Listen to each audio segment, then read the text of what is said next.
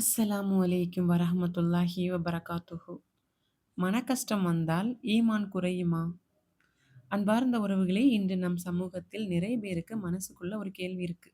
அந்த கேள்வி என்னவென்றால், எனக்கு மனக்கஷ்டம் வருதே, இதற்கு ஈமான் சரியில்லையா? ஈமான் குறைஞ்சிட்டா? நான் சரியா அல்லாஹுவ நம்பவில்லையா? ஈமான் இருந்தா கஷ்டம் வரக்கூடாதே! அப்படின்னு நினைச்சு பல பேர் தங்களை தாங்களே குறை சொல்லிக் கொண்டிருக்கிறார்கள். சிலர் இன்னும் ஒரு படி மேல போய் அவர பாருங்க. அவர் ரொம்ப நல்லா இருக்காரு. அல்லாஹ்விட நெருக்கத்துல இருக்காங்க போல. அவருக்கு எல்லா நிம்மதியும் இருக்கு. எனக்கு மட்டும் ஏன் இப்படி? அப்படின்னும் சில பேர் மனசு உடைஞ்சு போறாங்க.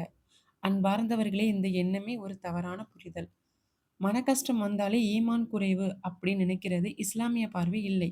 இன்னும் தெளிவா கூறப்போனால், மன கஷ்டம் ஈமான் இல்லை அப்படின்னு அல்லாஹ் சொல்லவே இல்லை.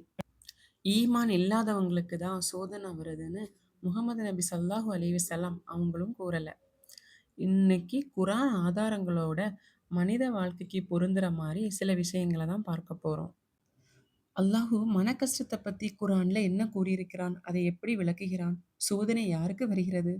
அல்லாஹ் சூரா அல் பக்ராவில் கூறுகிறான், நிச்சயமாக நாம் உங்களை பயம், பசி, சொத்து இழப்பு, உயிர் இழப்பு, கனிகளின் இழப்பால் சோதிப்போம். சபூர் செய்பவர்களுக்கு நற்செய்தி கூறுங்கள். அன்பார்ந்தவர்களை, இந்த வசனத்தை கவனமாக கேளுங்கள். அல்லாஹ் என்ன கூறுகிறான்? நாம் உங்களை சோதிப்போம்னு கூறுகிறான். காஃபிர்களை சோதிப்போம்னு சொல்லவில்லை. ஈமான் இல்லாதவர்களை சோதிப்போம்னு சொல்லவில்லை. உங்களை, அதாவது அல்லாஹுவை நம்புற ஈமான் கொண்ட அவனுடைய அடியாளர்களே, இங்க இருந்து நமக்கு ஒரு விஷயம் தெளிவா புரியுது. சோதனை என்றால் ஈமான் கொண்டவரின் அடையாளம். சோதனை, ஈமான் இருக்கிறவங்களுக்கு தான் அதன் அடையாளம் தெரிகிறது. மனக்கஷ்டம் தண்டனை இல்லை. நம்மில் பல பேர் என்ன நினைக்கிறோம்? எனக்கு மனக்கஷ்டம் வருதே, அல்லாஹ் என்னை தண்டிக்கிறானோ அப்படின்னு பயப்படுகிறோம். ஆனால் அல்லாஹ் கூறுகிறான், நாம் உங்களை நல்லதாலும் கெட்டதாலும் சோதிப்போம். அதாவது நல்லதிலும் சோதனை இருக்கிறது, கெட்டதிலும் சோதனை இருக்கிறது. நிம்மதி வந்தாலும் சோதனை, மனக்கஷ்டம் வந்தாலும் சோதனை. சோதனை இரண்டும் ஈமான் உள்ளவர்களுக்குத்தான். அடுத்ததாக, நிச்சயமாக கஷ்டத்தோடு இன்பம் இருக்கு. மன கஷ்டத்தில் இருக்கிற ஒருவருக்கு இந்த வசனம் மிகப்பெரிய ஆறுதலாக இருக்கும். நிச்சயமாக துன்பத்தோடு இன்பம் உள்ளது. இதை அல்லாஹு ஒரு தடவை இல்லை, 2 தடவை கூறியிருக்கிறான். ஏன் தெரியுமா? ஒரு கஷ்டம் வந்தா அதோடு சேர்ந்து ஒன்றுக்கு மேற்பட்ட இன்பங்கள் வரும். ஆனால் அந்த இன்பம் அல்லாஹு தீர்மானித்த நேரத்தில் தான் வரும்.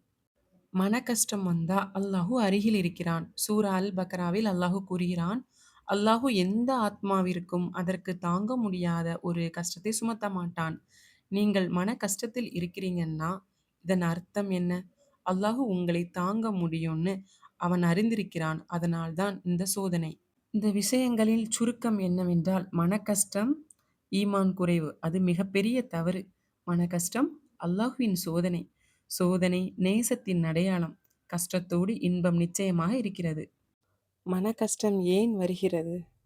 அல்லாஹு உயர்த்துவதற்காக சிலரை அல்லாஹு உயர்ந்த நிலைக்கு கொண்டு போக சோதனையை கொடுக்கிறான். பாவங்களை சுத்தம் செய்ய நபி ஸல்லல்லாஹு அலைஹி வஸல்லம் அவர்கள் கூறினார்கள், ஒரு முஸ்லிமிற்கு வரும் கவலை, துயரம், நோய் ஒரு முள் குத்தினால் கூட அதனால் பாவங்கள் மன்னிக்கப்படும். அல்லாஹுவிடம் நெருக்கம் தர மன கஷ்டம் நம்மை துஆவுக்கு அழைத்து செல்லும். மன கஷ்டத்தை கையாள்வது முதலில் அல்லாஹ்விடமே கூறுங்கள், மனிதர்களிடம் அல்ல. எந்த துஆயா இருந்தாலும் அல்லாஹ்விடம் எத்தி வையுங்கள். துஆவை விடாதீர்கள். துஆ தாமதமாகலாம், ஆனால் நிராகரிப்பு இல்லை. அதிகமாக திக்ரு செய்யுங்கள். திக்ரு இதயங்களை நிச்சயமாக அமைதி பெறும். குர்ஆன் ஓதுவது, தினமும் ஒரு ஆயத்தாவது ஓதுங்கள். உங்கள் சூழ்நிலைக்கு அது பதில் சொல்லும். தௌபா, நிச்சயமாக தினமும் தௌபாவை உங்களுடைய பழக்கத்தில் சேர்த்துக் கொள்ளுங்கள். யா அல்லாஹ், எங்களுடைய மன கஷ்டங்களை நீ அறிவாய். எங்களுடைய கண்ணீரை நீ காண்கிறாய். யா அல்லாஹ், எங்களுக்கு சபூர் தா. எங்களுடைய ஈமானை பலப்படுத்து. எங்களுடைய கவலையை நீக்கி இதயங்களுக்கு நிம்மதி தா. யா அல்லாஹ், இந்த சோதனைகளே எங்களை உயர்வாக்கு, அழிவாக்காதே.